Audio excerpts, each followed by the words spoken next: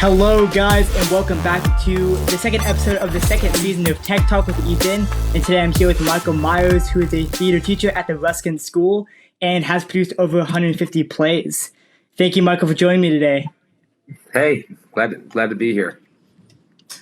To shake things up before we get into the show, we're going to do this little thing called, we're going to have this wheel called the Wheel of Ethan, and we're going to spin the wheel, and you'll have to be, and a question's going to be asked to you. So let's spin that wheel. All right, let's do it.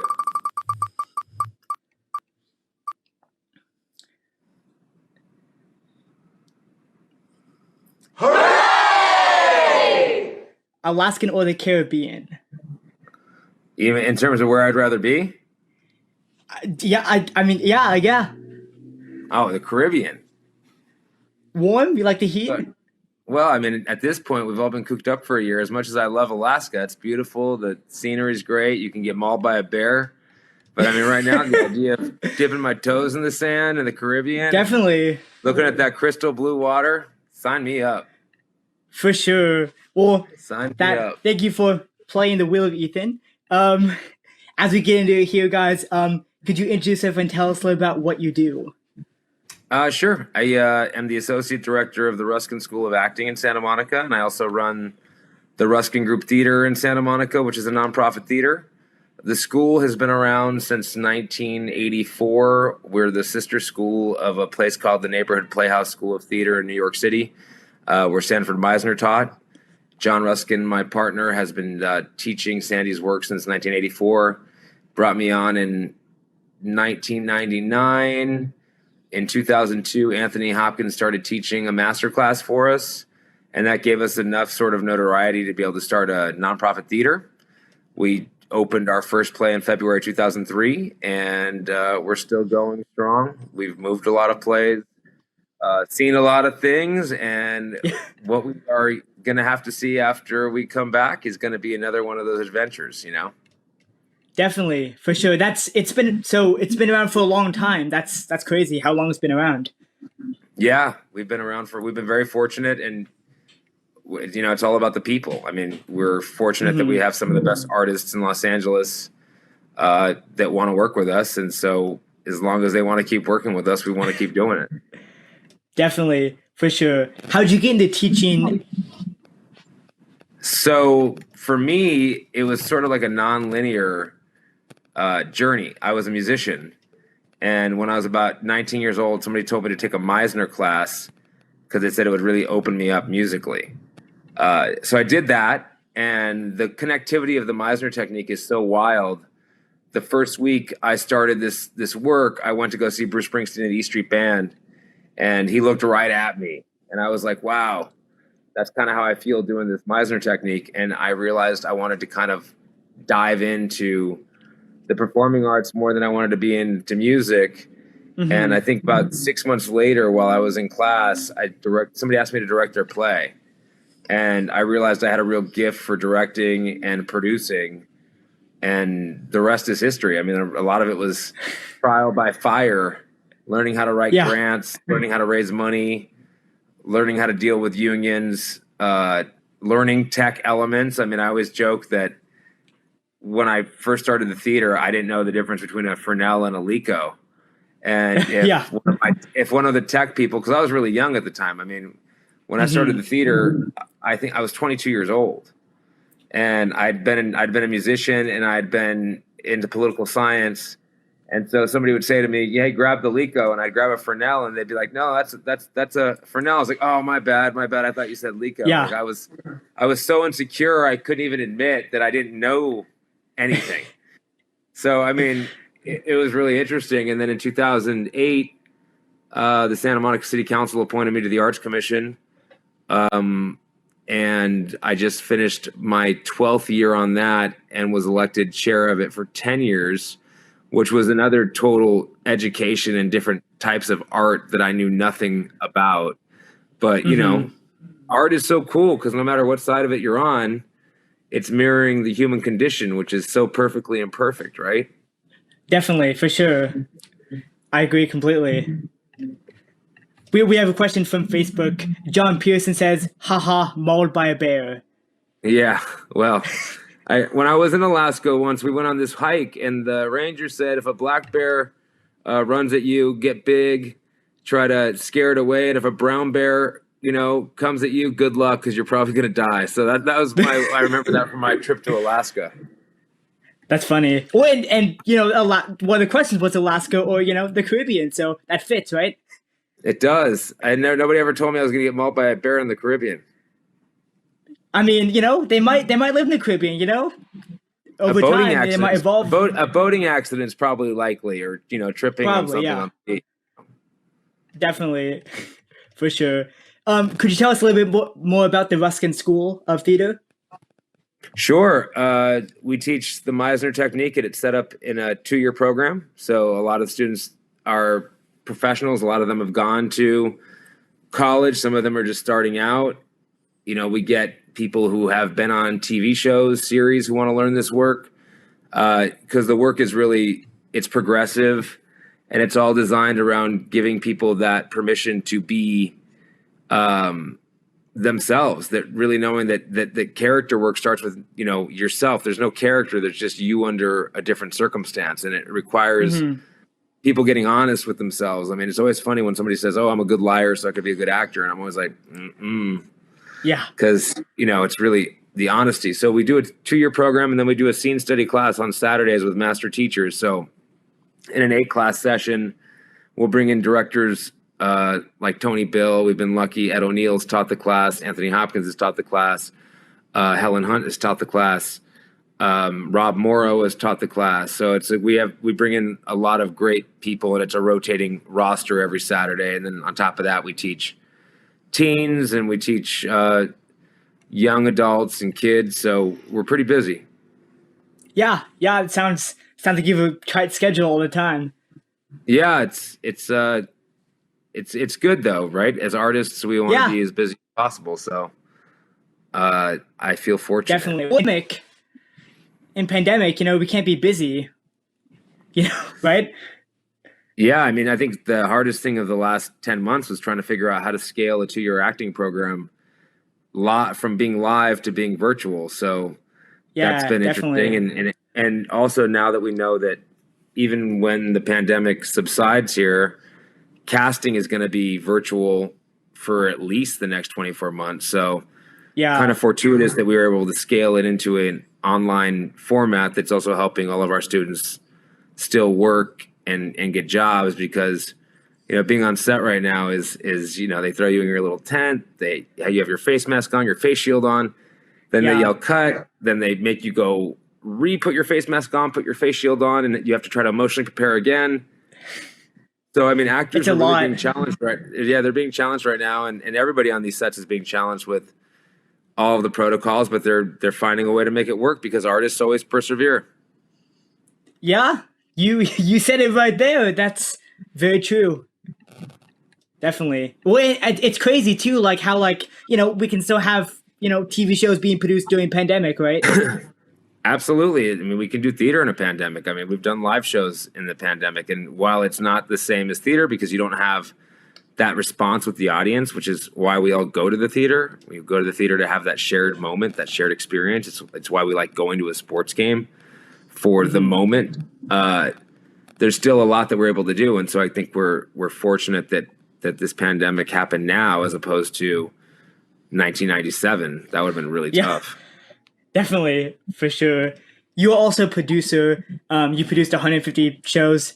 Could you talk about how you became a producer? Just wanting to get things done and not wanting to ask anybody, And so learning, I think when you're producing a show, the first thing you have to deal with is trying to figure out what the property is, the property being the script, right? Yeah. Why is this a good show to do? Like why, and so I think I produced and directed a bluegrass musical that we did in 2019 that ended up moving to the Austin Playhouse in Texas. And, we took the whole cast with us. We moved the whole production, and I had to produce and direct it. And it's there's no business like show business. I mean, the adrenaline when you have people that want to fund your dream, the amazing satisfaction that it all comes together. the feeling you get when the reviews are good, the feeling you get when the reviews are bad. Mm-hmm. I mean, dealing with a million different personalities. I mean, as a producer, I have to deal with the director, the playwright. I have to deal with every tech person, every sort of front of house person. I mean, there's no stone that I don't have to be sort of intimately involved in. And it's so cool because you realize that theater is so reliant on so many people.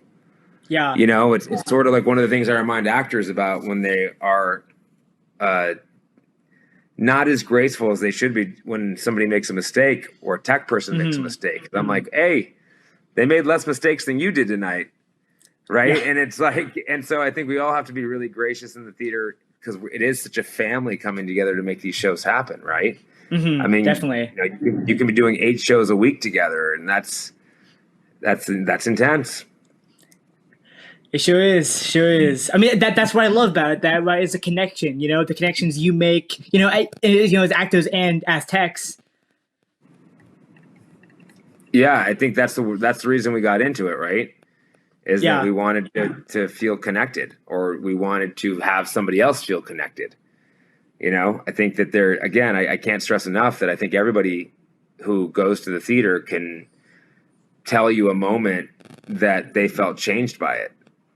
Right. Yeah. I mean, and when you think about theater's ability to even change society, I mean, our theater was sort of founded along the model of the group theater where, you know, there were no stars per se and that you were going to try to do the best work. And it was a company of actors that had a common language. And, you know, when the group theater produced Waiting for Lefty, when they yelled strike, people ran out of the theater and went on strike because it was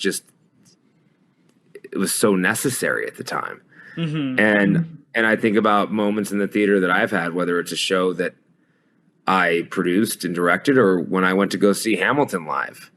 I mean, when I saw Hamilton live, I mean, my mind was just blown. And I think it just was just such a beautiful piece of theater, of life, of art, you know, and it reminded us of the human condition, right? I mean, we're so divisive in this country, and hopefully art can bring us together.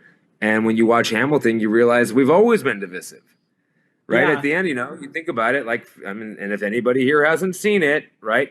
Hamilton gets shot at the end by Burr, and they were political friends at one point. And when people talk about like, oh, the country's gotten so negative, I'm like, well, Burr shot Hamilton in the street, so at least we're not there. Yeah, exactly. The bright side. Thank goodness for that, right? Yeah, but you know what I mean? Like, I don't think anybody that saw Hamilton didn't walk out kind of feeling different. Yeah, for sure. It's a life-changing show, and that's what theater does, right? It changes. It can change your life, right? And equally so, a bad piece of theater can change your life too. You know, seeing a bad piece of theater can make you really never want to go back to the theater, and that's part of it too. Definitely, I have had those experiences where it's been like really, like, you know, come on now. When I learned meditation primarily to get through bad plays. That's a good technique to because as a producer, because when I'm producing something or when we're considering developing a new show, because we develop a lot of new plays. And so, you know, you're inundated with having to either go to shows that you're trying to move, et cetera, et cetera, et cetera. And I've just found that the meditation helps me stop thinking about how badly I want to get out of the theater. Right? Because you feel trapped. Like when you're in a bad play, you're like, I am trapped. Like there's nothing that's going to get you back. You're just like, I can't wait for this to be over. Yeah, exactly. Well, that's really important, right? Because, you know, I think in producing, there's a lot of stress that's involved, correct? Yeah, I mean, because, you know, the definition of a successful for-profit play is making $1 more than you spent, right? And in the nonprofit theater world, which is where the Ruskin lives, you have to bank on about a third of your operating budget comes from ticket sales, and then the rest is from grants and donations. So it's not a question usually about whether you're going to lose money. It's a question about how much money are you going to lose. Yeah, exactly. Yeah. So very, I mean, yeah, and and could you explain the difference between nonprofit and the other? Well, what's the other type of? The for-profit model, which is like Broadway. Yeah. Well, yeah, sure. I mean, so most of the theaters in America that develop plays are nonprofits. I mean, if any of your audience saw the movie Sideways, it was originally a novel that got turned into a movie, and then I turned it into a play with the help of a good peer of mine. We were able to get the rights to turn the book into a play with the guy that wrote the book. And Des McAnuff, who won Tonys for Big River and Jersey Boys and The Who's Tommy, he came to see the show, and he moved the show to La Jolla Playhouse, which is another nonprofit theater, right? Mm-hmm. So a nonprofit theater is basically, it's a 501c3, so the organization is intended for the public benefit, which is why, you can do shows and you can lose money because, you're not beholden to a bunch of investors who are expecting a return on their investment, right? Yeah. So when it goes to Broadway or when it goes to off-Broadway, when it starts to get commercial, the commercial theater element, all that money that's coming in, these people aren't getting a tax deduction. It's not an altruistic venture. They expect to get a return on investment, right? They expect to get paid. And it's why a lot of shows close, because they're only going to lose more money, right? You think about some shows that you thought were going to be huge. They're not as huge, right? Whereas so a lot of people lose their shirts investing in theater, but then every now and then you get a Wicked, you get a Who's Tommy, you get a Jersey Boys, you get a Hamilton, and you can make some money off your investment. And that's why, the adrenaline is there for the investors, just like it is for the rest of us. Definitely. To pick that hit show. Mm-hmm. That's great. And for sure. So of course we're all in a pandemic, 10 months, right? It's been 10 months. Yeah, it's been 10 months. It's crazy. See, I can't even it's crazy because I feel like I was just in school, the other day, right? But it's been, it's been that long, right? And I miss, live shows, and we all do, of course. Yeah. Definitely. We were literally 2 weeks away from opening the LA premiere of the play version of Guess Who's Coming to Dinner, and we had Eamon Joseph, who's the star. Eamon Joseph, who's the star of Snowfall on FX. He was playing the lead role opposite Dan Florek, who had been on Law and Order for 20 years. And so we had this great cast lined up. Such an important play. Perfect timing. All the money was dumped into it. The set was done. Everything was done. And then boom, everybody out of the theater. So, it'll be interesting to see. I still got the set up in the theater, but I don't know that I don't know that an 11-person play is going to happen for a little bit. So I think we're all going to have to think a little bit smaller for the first couple of years. Definitely. Well, I mean, not smaller in terms of concept, but smaller in terms of cast size. Definitely, for sure. So you said you had done a show and then it closed because of the pandemic. How has pandemic shaped the online school? Or is it online? It totally. We had about a week and a half to try to figure out how to shift. We have a lot of classes. We have eight classes a week that meet twice a week, right? So that's 16 classes a week. And then we have all these other classes. So there's about 20 classes a week. And it was a big, big push to figure out how to get them all online and how to get them all online successfully, right? Yeah. And there was a learning curve, and there was people not being able to do it anymore just because of the pandemic. And it's been really interesting and tough, but also cool, because now we're teaching people that are in different countries who get to join us, which is a neat thing. Yeah, it is. That's cool. How does one teach an online theater class, acting class? Well, it depends. I mean, it depends on what you're working on. But if you take a scene, for example, just like a lot of the times I try to pick scenes that are conducive to a Zoom environment. So phone call scenes, courtroom scenes, interrogation scenes, and you have the actors do it on Zoom, and then you give them feedback about how to do it more honestly, about how to be more specific. I mean, it is possible. I mean, we've had multiple play nights, scene nights where you have 200 people tuning in to watch. The actors set up their rooms, or you suspend disbelief too, right? You do a play where it looks like they're both in the same place because of a virtual background. Definitely. Yeah, for sure. That's the cool thing, right? Is like, we can be inventive in this time, and for acting, I've seen some virtual shows too, and it's crazy what you can do, right, with technology. Yeah. And also, knowing the limitations. I mean, I think virtual shows should be no more than 30 minutes. I think that people's attention span isn't really there. There's too much other stuff to watch. So I think that you have to hit them hard and get them, get them in and get them out in this virtual world, right? Because otherwise they're going to tune into the Tiger Woods documentary on HBO or the flight attendant So, I mean, our audiences are inundated with options. Definitely. Yeah. For sure. So I'm guessing you've 16 classes, you said. And how many do you teach of those 16?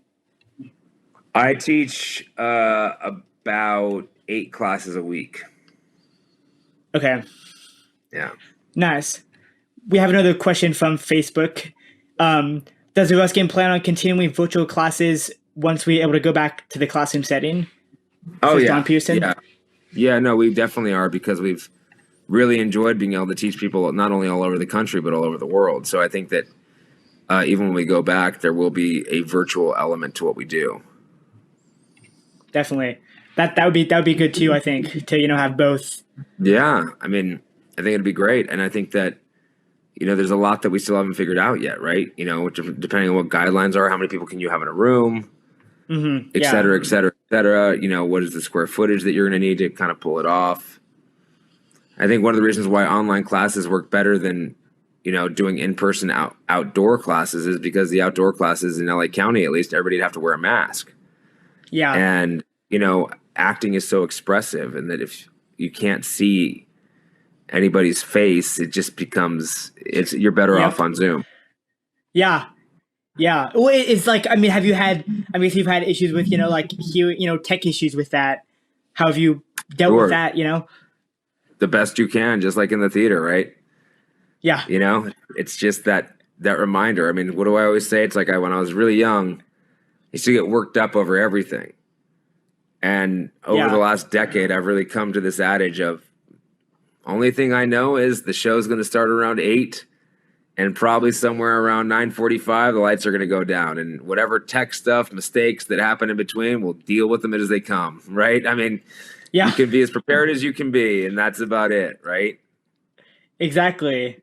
That's a life. That's the joy of live theater, right? Things happen and things go wrong, and that's why we do it, right? For the element of that excitement and that stress. Absolutely. Definitely. As we wrap it up here, any advice for young students who want to go into producing? What advice would you give them? I mean, I would tell people to just do it.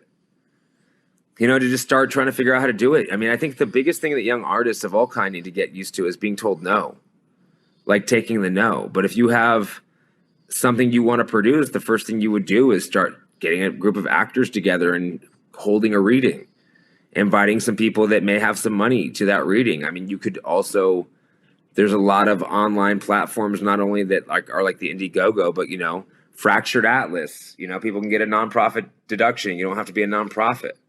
And start trying to figure out how to put up your first show. And trying to get involved in it and say yes to everything in the beginning. Say yes to things, volunteer for things, be part of things. People get jobs in this business because people want to be around you. Right. I mean, and as much as people don't like to admit that that's part of it, it is, ambition is going to get you so much further than talent. Right. Because I've seen a lot of people that are so talented, but they're also very entitled. And then I've seen people that have talent, but they have more of the ambition, and they become great because they have that thing that they, this is what they want to do. They'd be poor doing it, and they want to be the best at it. And so they're willing to take the nose. So that's what I would say to young people trying to start out is like, get some people together, do a reading, start asking people, like, call up theaters in your neighborhood, call up, people with an empty storefront, starting to think about different ways to get it up. I mean, be willing to call producers who have done it and say, I'm a young producer and I just love 10 minutes of your time, and be okay with getting 10 no's a day till you get your yes. Yeah, that's great advice. Thank you so much for that. My pleasure. To help support Tech Talk with Ethan and P3 Theater Company, please visit p3theatercompany.biz. Thank you so much again, Michael, for joining me today, and hope you guys have a great evening. Thank you.